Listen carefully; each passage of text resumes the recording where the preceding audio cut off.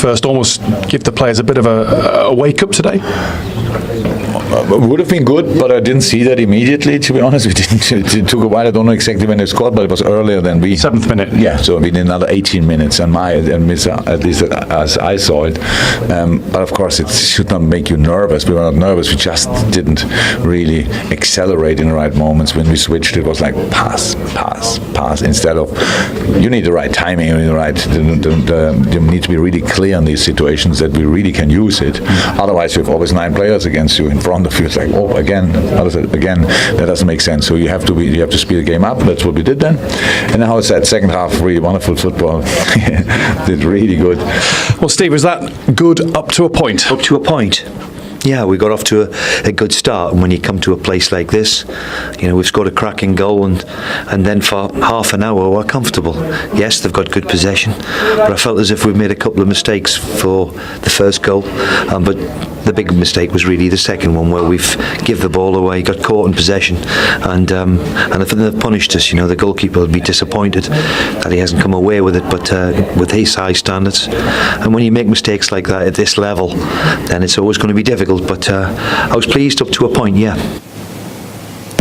So now that's 5 wins on the spin this season for Liverpool, and that, Owen, puts Liverpool 5 points clear at the top of the table ahead of Manchester City. That's a significant gap that's opened already. I think the scary thing is, unbeaten, but they're blowing teams away. Absolutely blew Newcastle away, and I still think they're probably only in 3rd or 4th gear. There's so much more to come from this Liverpool team.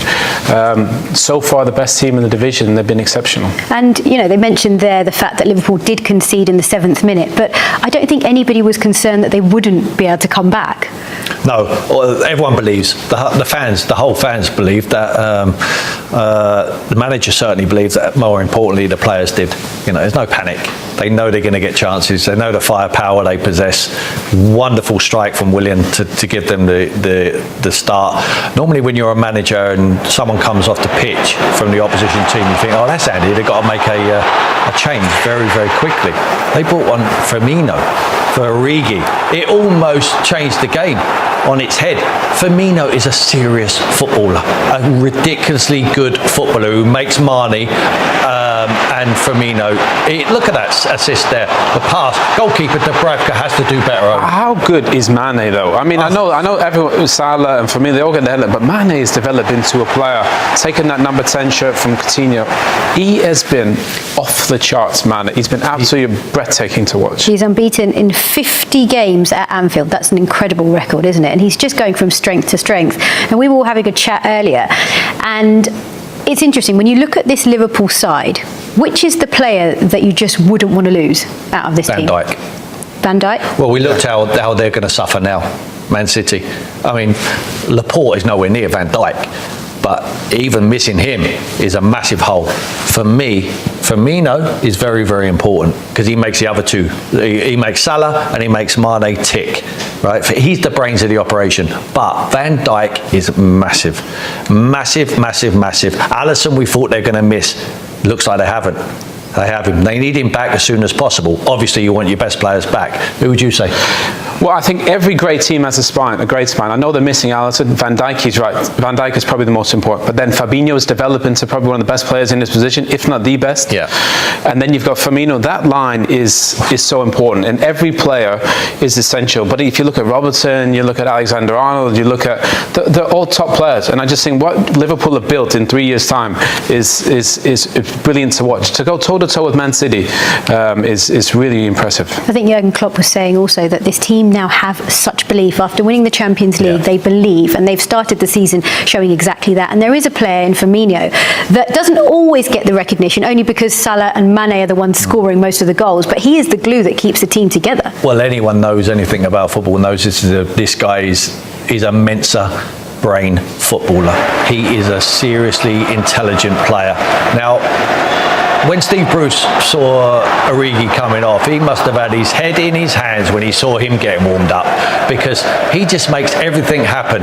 His touch, his vision, this is immense. Owen, talk to me about that. Talk to me about that. That is just genius. And the amazing thing is, in Brazil, he gets a bit of criticism for not having like the flair Brazilian flicks. How about that one, by the way? Send that one back home. He was absolutely off the charts. And I think, you know, you just think about, you talk about partnerships and pairings, Firmino through the middle, Mane, Salah, the fullbacks getting forward. That guy is, on his day, is unplayable. Yeah. Have this team improved significantly since last season? Is there a huge difference between what we saw at the end of last season and now? Wow. It was difficult to improve on what they did last year. It was just that Man City was so good. Now, if I'm Jurgen Klopp and that Liverpool players, I want the defensive problems at Man City to continue as long as possible. Until November the 7th. Listen, it's 5 points now, Seema. It cannot go to 8. If it's 8, you would say they're out of sight. Tim, can you imagine that front three against City's centre-back pairing today? Oh, it would be an embarrassment. And I guess that's what Pep's thinking, isn't he? He's got his eyes focused on that fixture because they play each other at Anfield on November the 7th, which is going to be a really interesting fixture if City continue in this way.